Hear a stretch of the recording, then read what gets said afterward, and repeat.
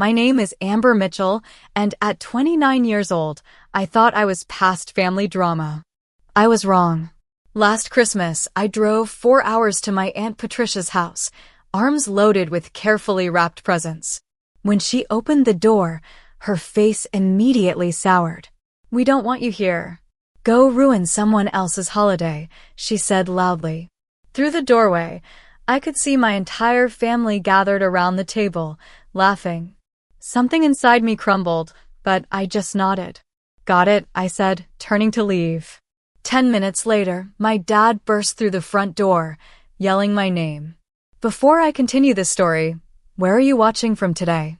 Drop your location in the comments, hit that like button, and subscribe to hear how this holiday nightmare turned into the most important Christmas of my life. I grew up in a small Connecticut town where everyone knew everyone. My childhood home was a modest colonial with blue shutters and a wraparound porch where Dad hung string lights every December. Our family was small but close.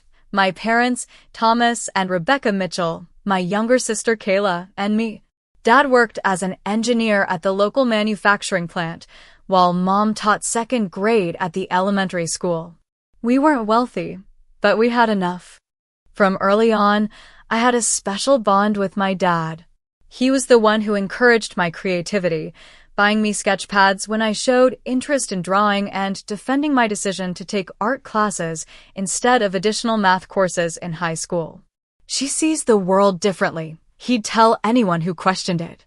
"That's a gift, not a problem." My Aunt Patricia, Dad's older sister by 5 years, never seemed to understand this perspective. She lived in a Victorian house on the affluent side of town with my Uncle Robert and my cousins Emma and Jason. Patricia was the kind of woman who coordinated her holiday decorations with her outfit and judged the value of people by their accomplishments and social connections.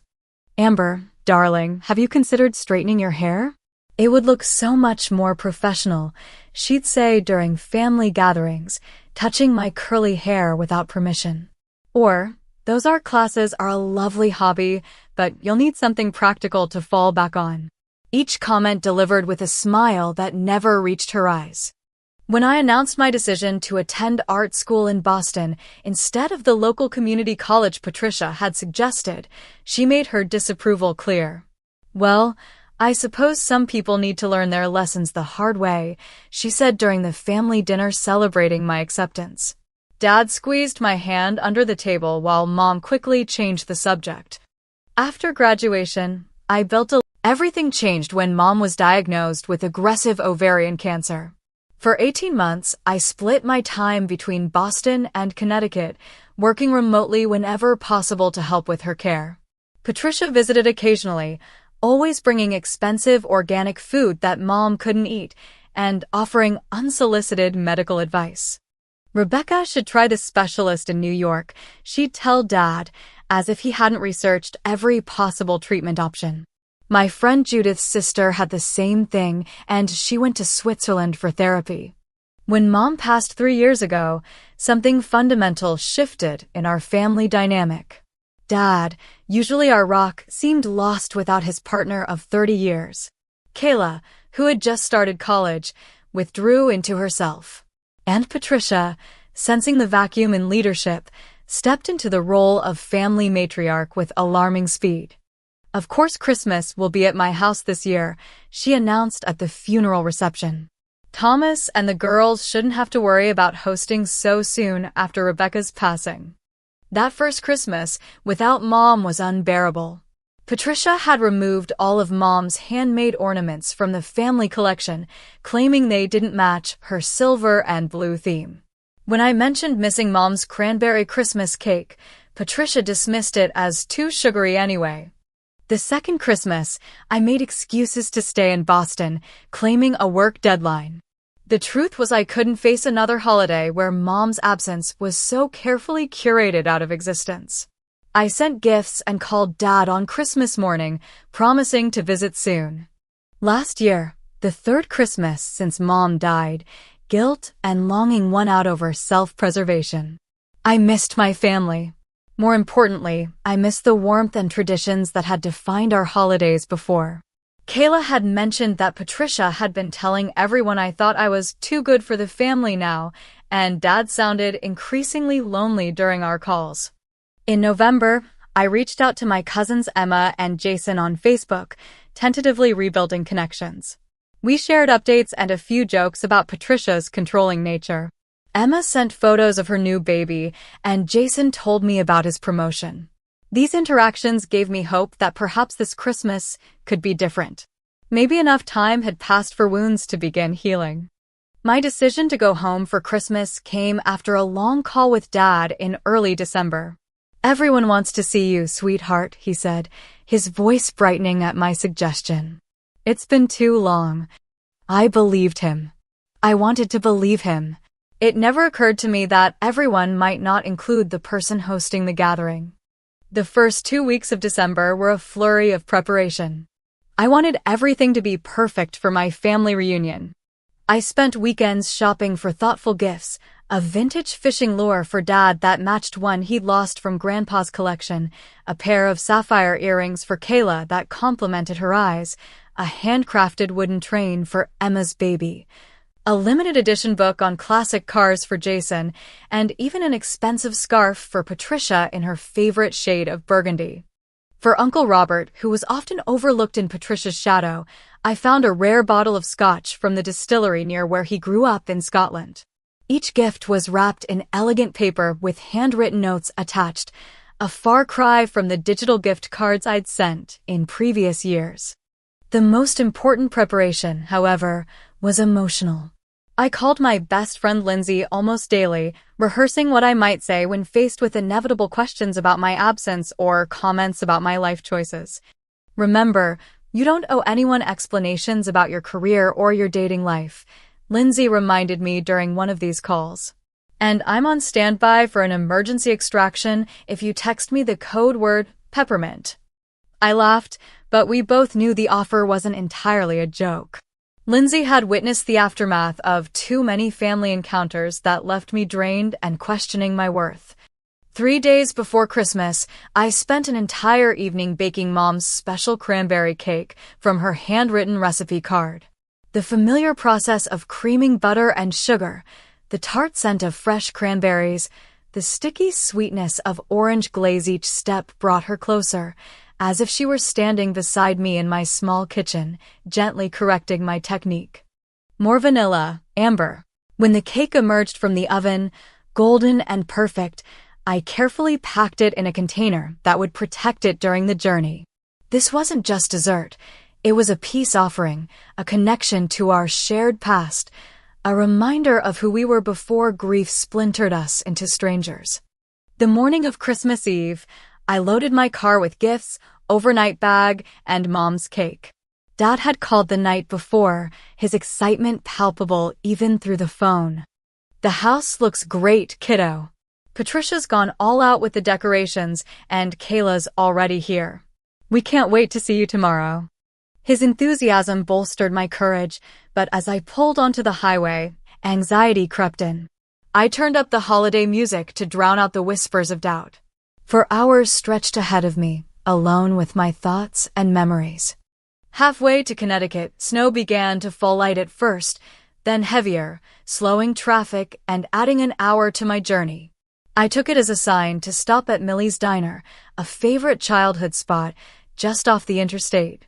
The bell above the door jingled as I entered, and for a moment, I was 10 years old again, sliding into a booth with Mom and Dad after Sunday drives. "Well, look who's come home," Millie herself called from behind the counter, remarkably unchanged despite the passing years. Amber Mitchell, all grown up and citified now. We chatted briefly as I ordered coffee and pie. She asked about Boston, told me about her grandchildren, and never once made me feel that my choice to leave was a betrayal. When I mentioned heading to Patricia's for Christmas, something flickered across her face, concern, perhaps, but she simply squeezed my hand and said, "Your mama would be proud of the woman you've become." Back on the road, fortified by familiar comfort food and unexpected kindness, I checked my phone at a rest stop to find 3 texts from Dad. "How's the drive going? Weather looking rough. Take your time. We'll save you some appetizers. Patricia's made her famous cheese straws. His messages warmed me more than the car's struggling heater. At least one person was genuinely happy about my return. I reached my hometown just as dusk was settling. Christmas lights twinkled from houses along Main Street, and the town square's massive spruce glittered with ornaments. I drove slowly, reacquainting myself with storefronts and landmarks. Some had changed. The old bookstore was now a boutique coffee shop. The hardware store sported a fresh coat of paint, but the essence remained the same.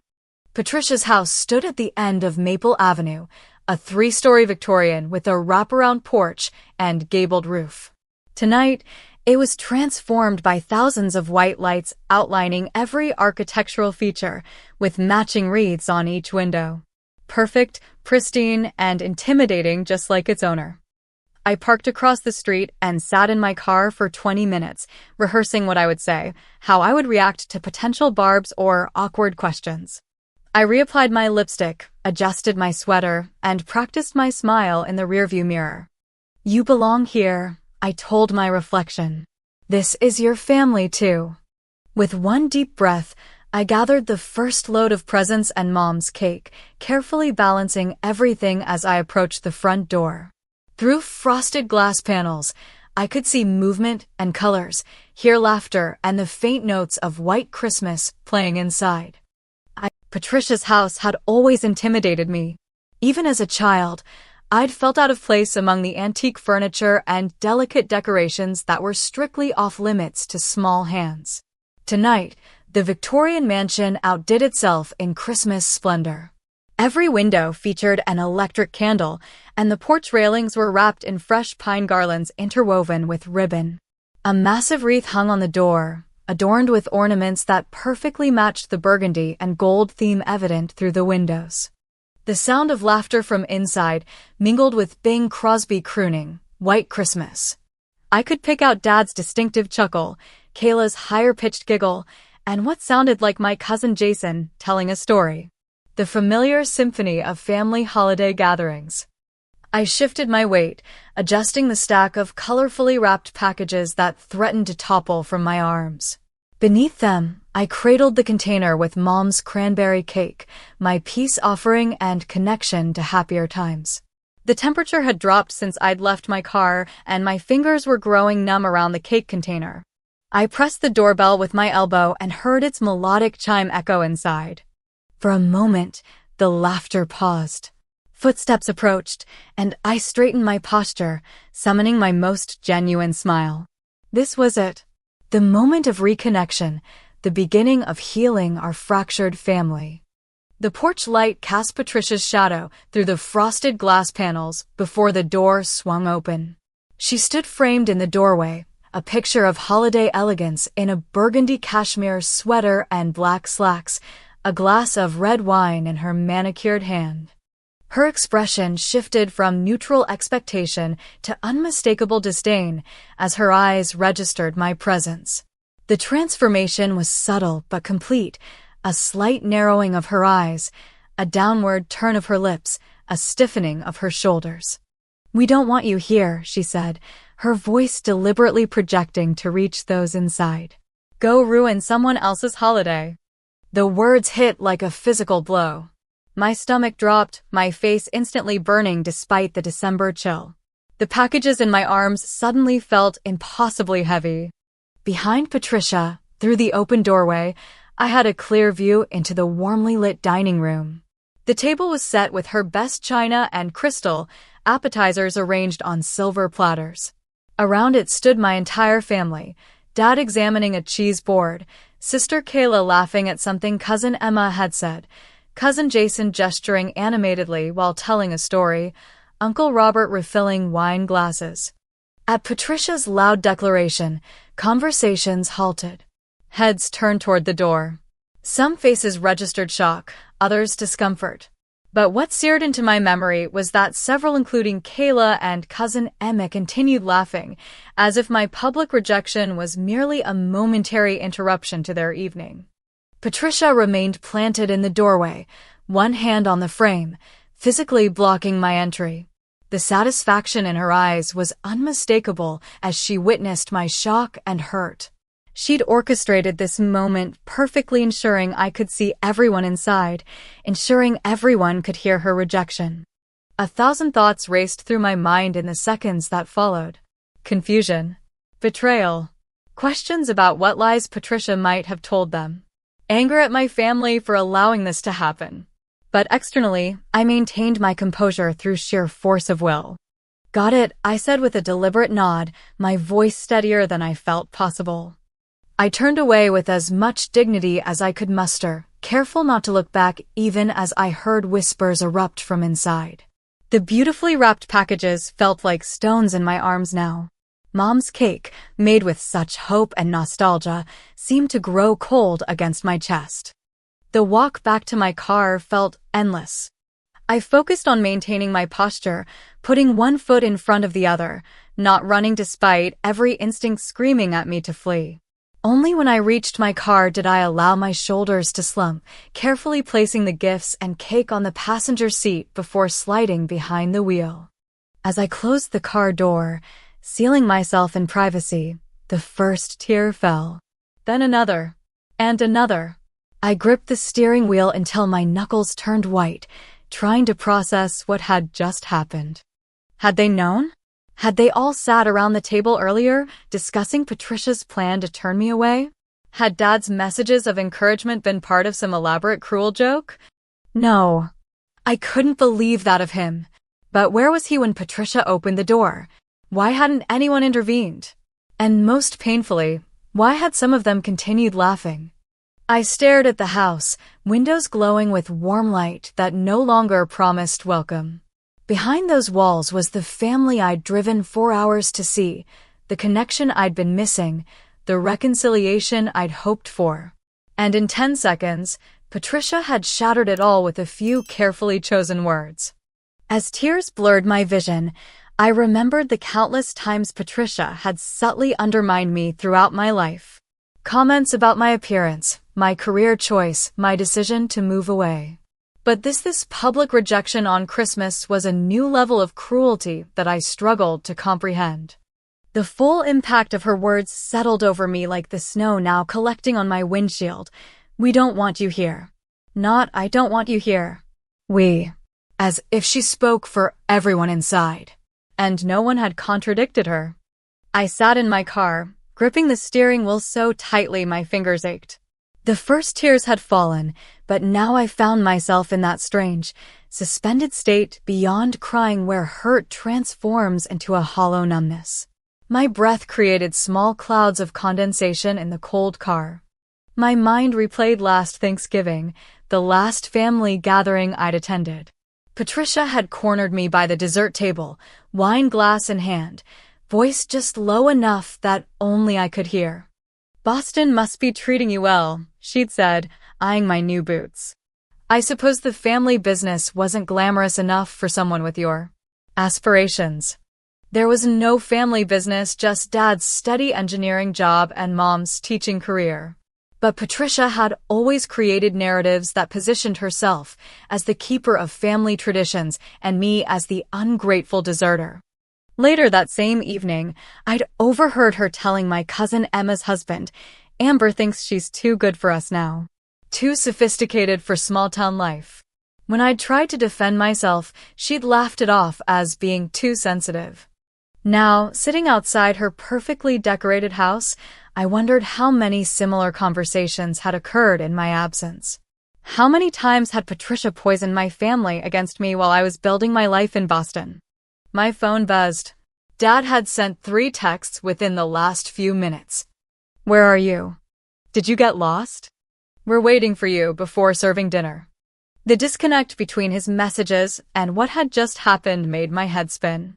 Either he was part of a cruel joke, or he genuinely had no idea what Patricia had done. Before I could decide how to respond, my phone rang. Lindsay's name flashed on the screen. "Hey, just checking in," she said when I answered. "Did you make it? How bad is it so far?" I tried to explain what had happened, but my voice caught on the words. All I managed was, "She wouldn't let me in, Linz." She told me to go ruin someone else's holiday. What? Who would? Everyone was there, I continued, the shock still fresh. They were all laughing. That evil witch, Lindsay hissed. Start your car.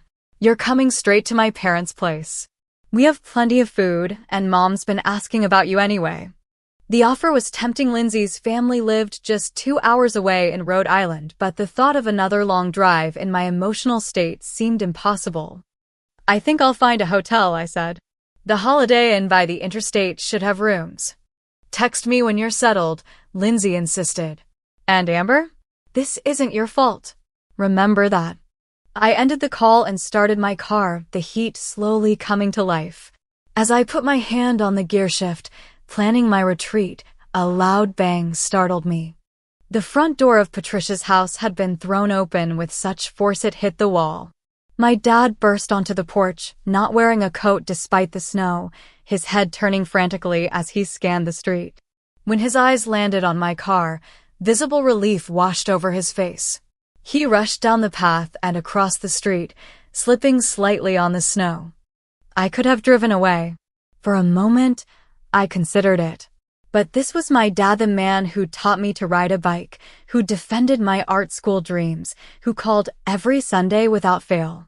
He reached my car and tapped on the passenger window, his breath coming in visible puffs. I hesitated, then unlocked the door. He climbed in beside me, bringing a rush of cold air and the faint scent of the cologne I'd given him last Christmas. Without a word, he pulled me into a tight hug. I stayed stiff for a moment before relaxing into his familiar embrace. I had no idea she would do that, he said when he finally pulled back, his voice rough with emotion. Amber, I swear, we've been waiting for you. I was in the bathroom when you arrived. He looked at the presents and cake container on the back seat, then back at me, his face crumpling with understanding. Patricia told everyone you called to say you weren't coming, he continued, anger evident in his usually gentle voice. When I came out and asked where you were, she said you'd texted her that you were running late. Dad, she told me to go away, I said, still processing his revelation. She said nobody wanted me there. And when I looked inside, people were laughing. His face darkened. Jason was telling a story about his boss. Nobody knew what was happening at the door. He ran a hand through his silver hair. When I asked Patricia directly if you'd arrived, she got flustered and said she'd just checked the door and nobody was there. But why would she do that? I asked, although part of me already knew the answer. Dad sighed heavily. There's more going on than you know, Amber. Things have been complicated since your mom died. He looked at me with determination. But we're going to fix this right now. We're going back in there together. I shook my head, the wound still too fresh. I can't face everyone now. Not after that. You can, he insisted, taking my hand. Because you're stronger than Patricia's pettiness. And because I'll be right beside you. His grip tightened. I'm not staying where my daughter isn't welcome. The conviction in his voice gave me pause. Who was laughing, Dad? When she turned me away. His answer would determine everything. Dad's eyes held mine, unwavering and sad. Nobody was laughing at you, Amber. Nobody even knew you were at the door except Patricia. He shifted in the past. I felt a chill that had nothing to do with the December night. What do you mean? She's been telling everyone that you refuse to come home for holidays, he said, his voice tight with restrained anger. That you've said you're too busy, too successful for family gatherings now. The accusation was so absurd I almost laughed. Dad, I've sent cards, called on holidays. I've literally texted you about visiting and been told that plans were already set. He nodded grimly. I know. But Patricia would say things like, oh, Amber called me. She can't make it again this year. Too much going on in Boston. Or she'd claim you'd told her you found our gatherings provincial now. I would never say that, I protested. I know, sweetheart. I've tried to correct her, but then she'd cry about how I always took your side, how nobody appreciated her efforts to keep the family together after Rebecca died. He looked away, ashamed. Sometimes it was easier to let it go than cause a scene. A terrible suspicion formed in my mind. Is that why Kayla has been so distant? She believes I've been deliberately avoiding everyone. Dad nodded slowly. Until recently. 3 weeks ago, she found emails from you to Patricia from last year ones where you specifically asked about Christmas plans and offered to host at your place in Boston. My breath caught. How did she find those? Patricia asked her to find a recipe in her email. Kayla saw your name and got curious. Dad's expression hardened. Patricia had responded telling you we were all taking a cruise that year. A cruise, Amber. We've never taken a family cruise. The betrayal was staggering. All those missed holidays, growing distance, family bonds slowly unraveling orchestrated by one person's deliberate deception. But why? I whispered. Why would she go to such lengths to keep me away? Dad was quiet for a long moment. Do you remember the lake house? Your mom's family place in Vermont. I nodded. The small cabin had been in Mom's family for generations. We'd spent summers there swimming and fishing, winters skiing and building snowmen. After Mom got sick, we'd stopped going. Your mom left it to you in her will, Dad said simply. Patricia expected it would go to her as the keeper of family traditions. When the lawyer read the will, she was stunned. She cornered me afterward, said Rebecca must have been confused from the medication when she made that decision. Mom left me the lake house. This was the first I'd heard of it. Why didn't you tell me? The lawyer sent paperwork to your apartment, Dad explained. I thought you knew but didn't want to discuss it because of the grief. By the time I realized you hadn't received it, the envelope was returned to the lawyer's office. After sitting in your building's office for months, Patricia had already started spreading her narrative about you abandoning the family. I tried to process this new information. So she's been turning everyone against me because of the lake house. Partly that. Partly she's always been jealous of your talent, your independence, the special bond you had with your mom. Dad ran a hand through his hair. The family's been divided. Some believe Patricia's version. Others suspect she's manipulating everyone. And you? I couldn't help asking. Where do you stand? Pain flashed across his face. I knew tensions were high, but I never imagined Patricia would actually turn you away from the door. I thought having everyone together would help heal things. He reached for my hand. Kayla knows the truth now. She found those emails 3 weeks ago and confronted Patricia, who claimed it was all a misunderstanding. Emma and Jason are confused. They heard conflicting stories from both sides. And Uncle Robert. Dad's expression soured. Robert follows Patricia's lead. Always has. But even he looked uncomfortable when she was spreading rumors about you last month. He squeezed my hand. After you called about visiting this Christmas, I told everyone you were coming. Patricia couldn't openly object with me there, but she's been tense all week. A piece of the puzzle suddenly fit. The laughter I heard, what was that about? Dad's face darkened. Patricia was telling embarrassing stories about when you were a teenager. That art camp disaster when you were 15. I groaned. The summer I'd accidentally used permanent dye in the communal washing machine, turning everyone's whites pink. Patricia had found it mortifying. Mom had found it hilarious. Jason and Emma were laughing at the story. Dad continued. Kayla was actually defending you, saying it could have happened to anyone.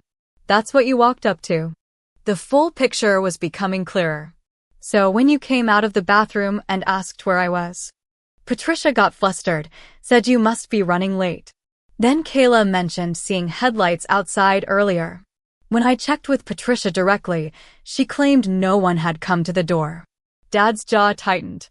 That's when I knew something was wrong. I went outside to look for you. I sat in silence, processing everything.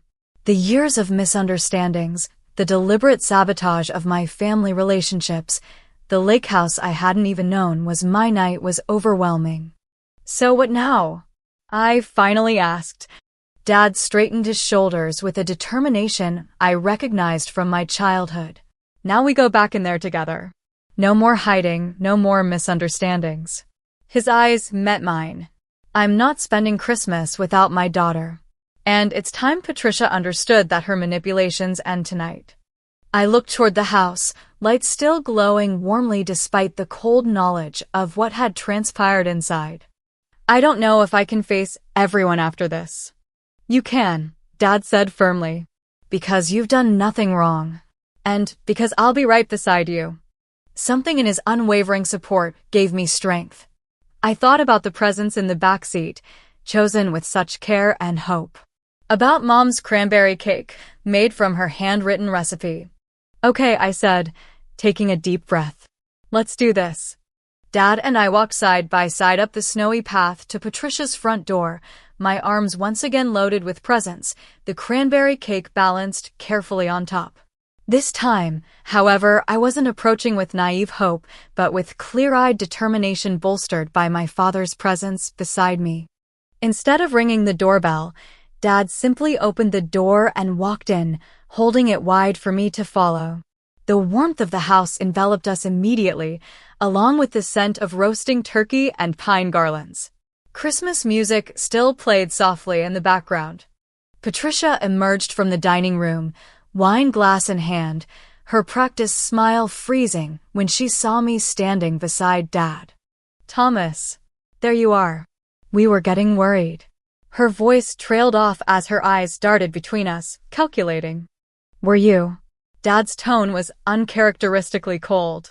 Worried enough to tell me Amber had called to say she would be late, when in fact she was right outside after you turned her away. A hush fell over the house. From the dining room doorway, Kayla appeared, followed by Emma, Jason, and Uncle Robert. Their expressions ranged from confusion to shock as they registered my presence. Patricia immediately, you said, we don't want you here. Go ruin someone else's holiday, I interrupted, my voice steadier than I expected. The dinner plates are still empty, so that was a lie too.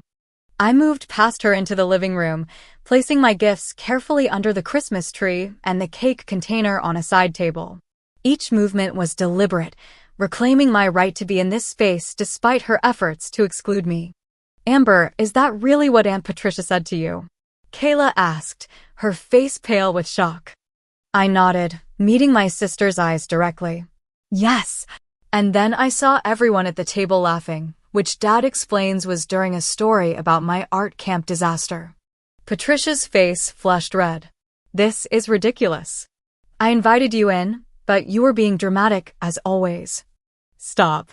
Dad's voice cut through her protestations. Patricia, enough. I've let this go on too long because I wanted peace in the family, but not anymore. Not at the expense of my daughter. Uncle Robert stepped forward, looking uncomfortable but determined to defuse the situation. Let's all calm down and enjoy our Christmas Eve dinner. I'm sure this is just a misunderstanding, Matt. It's not a misunderstanding, Uncle Robert, I said firmly. And before we go any further, I'd like to speak if everyone's willing to listen. The room fell silent. I could feel all eyes on me, Patricia's hostile, Dad's supportive, the others ranging from curious to concerned. I took a deep breath. For years, I've felt increasingly excluded from this family. I blamed myself, thinking my move to Boston had naturally created distance. Now I learned that distance was engineered through deliberate miscommunication. I looked directly at Patricia. You told everyone I refused to come home for holidays when I was actually asking to visit. You told me plans were set without me when that wasn't true. Patricia opened her mouth to protest, but Kayla cut her off. I saw the emails, Aunt Patricia, my sister said, her voice shaking slightly. I saw Amber specifically asking about Christmas plans last year, and you telling her we were all taking a cruise.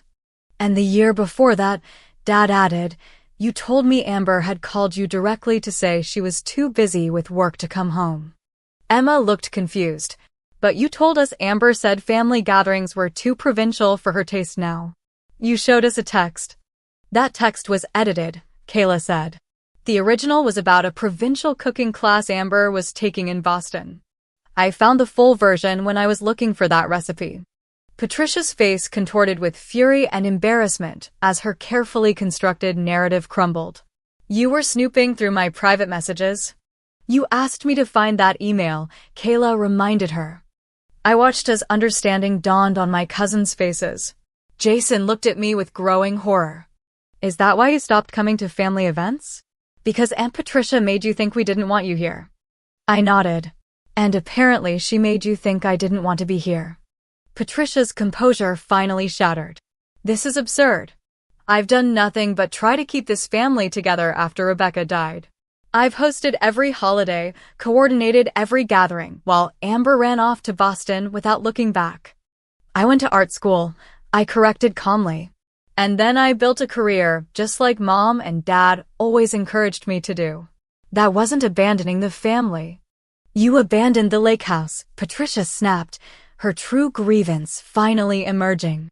That property has been in the family for generations, and Rebecca left it to someone who hasn't set foot there in years. The room went silent again.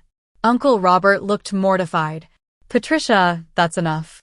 But Patricia was beyond restraint now, years of resentment pouring out. She always favored you, she said, glaring at me.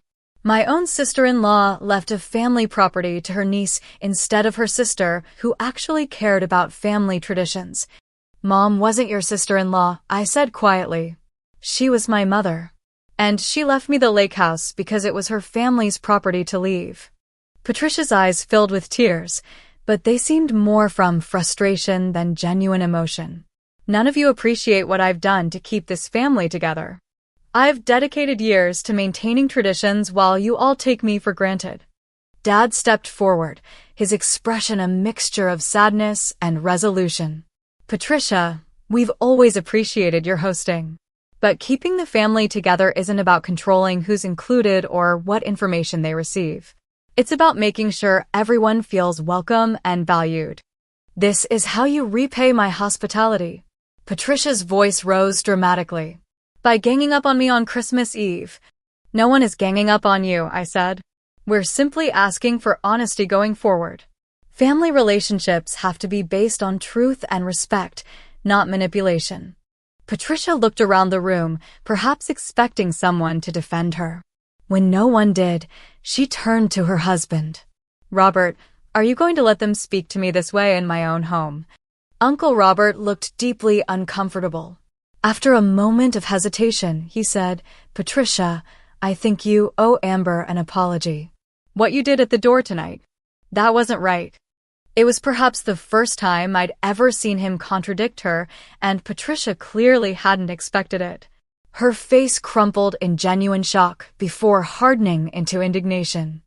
I will not be made the villain in my own home, she declared, placing her wine glass down with excessive force.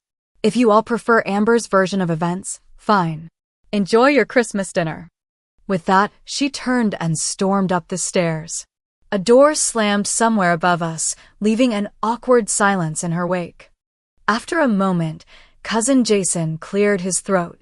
So, should we serve dinner? The tension broke slightly as nervous laughter rippled through the group. I looked at Dad, uncertain about how to proceed in someone else's house after the hostess had dramatically exited. I think that's a good idea, Dad said decisively. Amber, will you help me bring the food to the table? As we moved toward the kitchen, the family gradually shifted into action. Kayla and Emma retrieved plates from the dining room, while Uncle Robert and Jason awkwardly rearranged chairs to accommodate my unexpected presence. In the kitchen, away from the others, Dad pulled me into another hug. I'm proud of you, he whispered. That took courage. Do you think I was too harsh? I asked, suddenly uncertain. No, he said firmly. It was long overdue, and necessary for healing to begin. We carried serving dishes to the table together, and as I took my place between Dad and Kayla, I felt a mixture of emotions, lingering hurt from Patricia's rejection, vindication at having the truth revealed, and cautious hope for the family connections that might now begin to mend. Dinner proceeded without Patricia, initially tense, but gradually warming as conversation tentatively rebuilt bridges that had been damaged by years of misunderstandings. Uncle Robert brought a plate upstairs for his wife, returning with a tight smile but no comment about whether she had accepted it. So, what exactly do you do in Boston? Emma asked, genuinely curious for perhaps the first time. As I described my work as a creative director, I realized how much of my life had been unknown to my family, not because I'd withheld it, but because Patricia had filtered and distorted the information that reached them. Mom would have loved what you're doing, Kayla said quietly. She always said you saw the world in colors others missed. This simple observation brought tears to my eyes. I miss her, I admitted, especially at Christmas. That's why you made her cranberry cake, Dad realized, glancing at the container still sitting on the side table. I nodded. I thought it might help us feel connected to her again. Let's have it for dessert, Jason suggested. I haven't tasted that cake since Aunt Rebecca got sick. As the evening progressed, truth by truth, memory by memory, I felt myself reclaiming my place in the family narrative. Not as the deserter Patricia had portrayed, but as Rebecca and Thomas Mitchell's daughter, Kayla's sister, Emma and Jason's cousin, complex relationships with their own unique connections independent of Patricia's curated version. When we finally moved to the living room to exchange gifts, I distributed the packages I'd brought with such care and hope.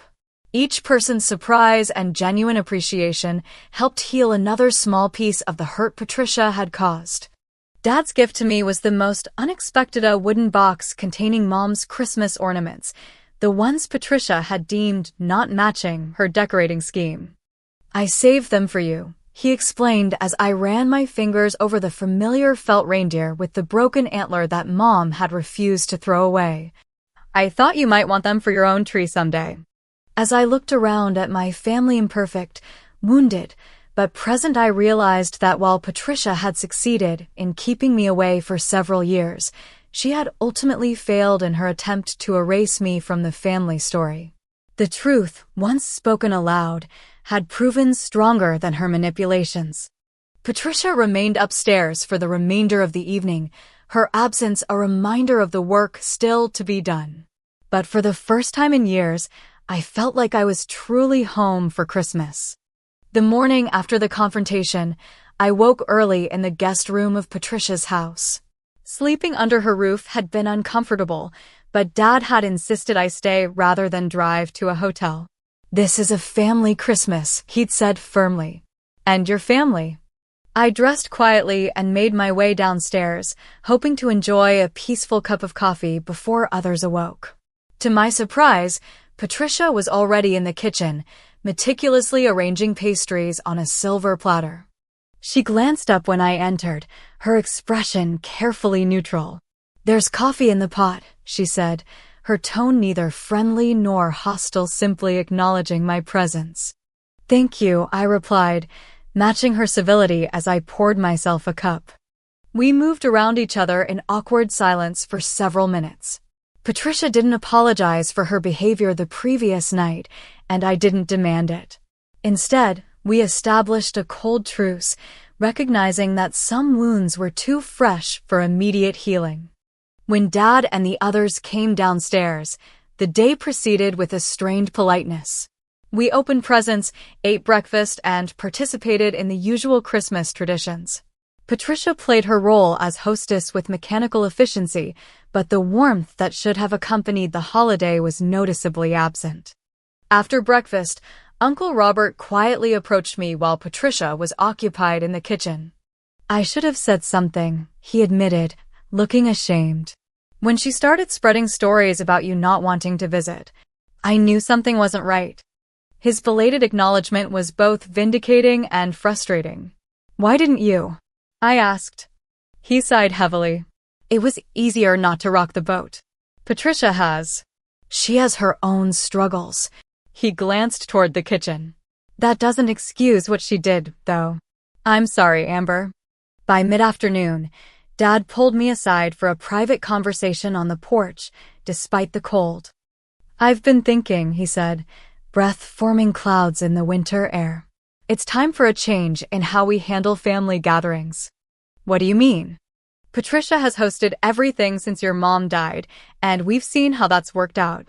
His expression was determined. I think we should rotate holidays among different family members going forward. Easter at my place, perhaps Thanksgiving at Kayla's apartment, summer cookouts at the lake house. The lake house, I repeated.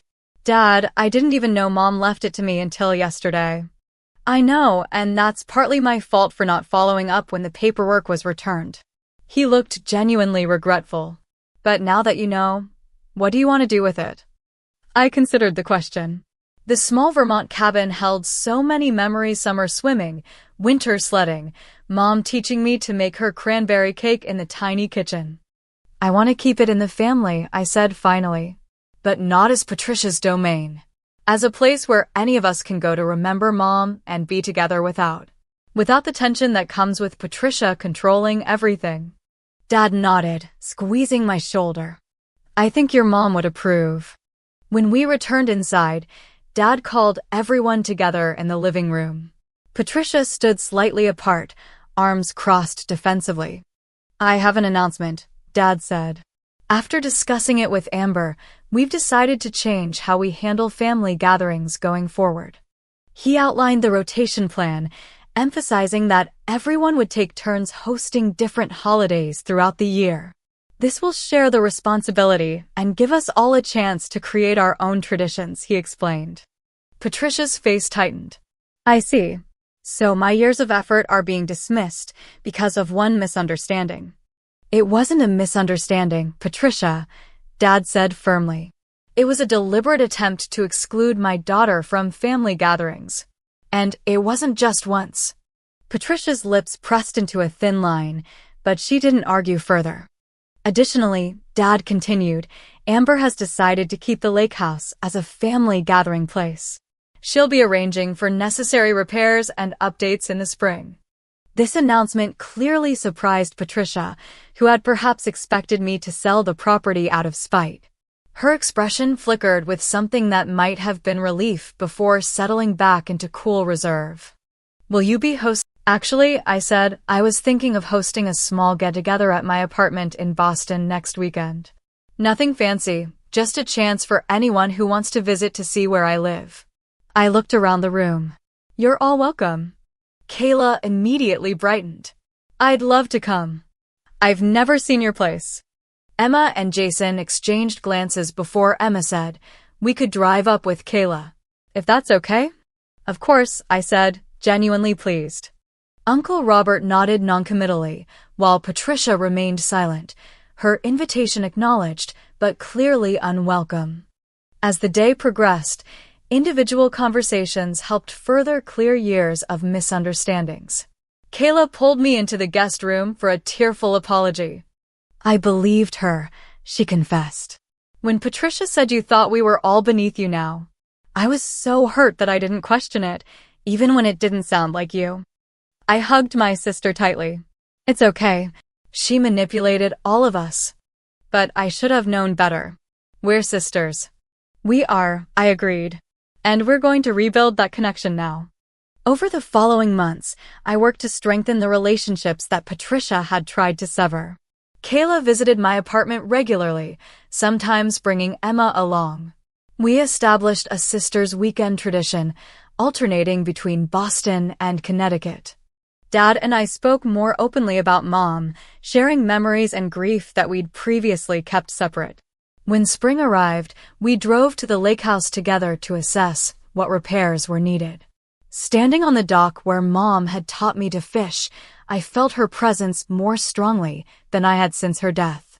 She'd be proud of you, Dad said, as if reading my thoughts. For fighting for your place in the family.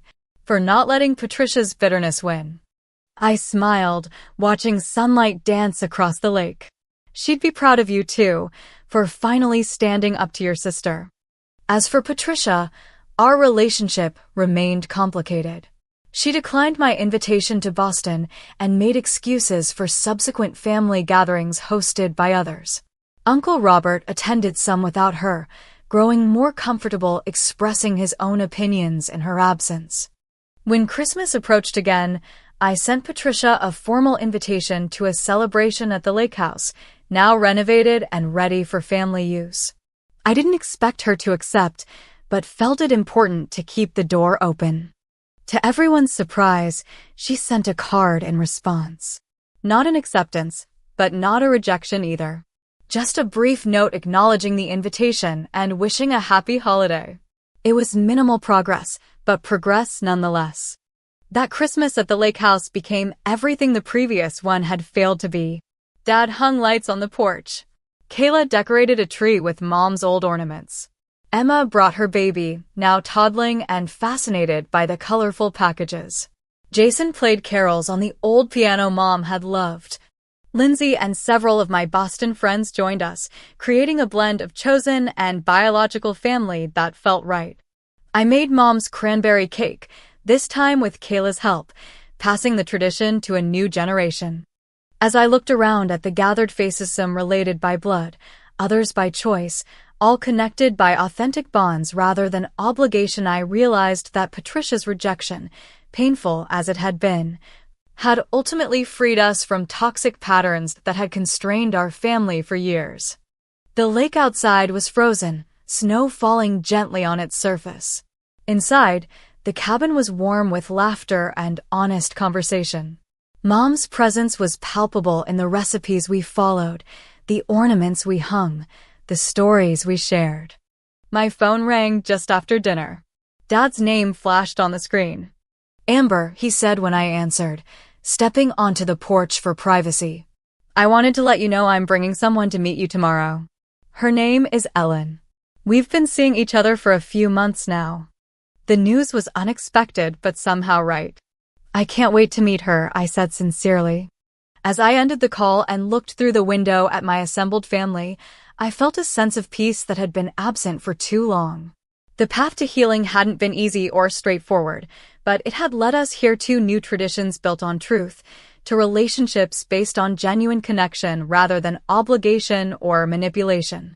This was what family could be, what it should be.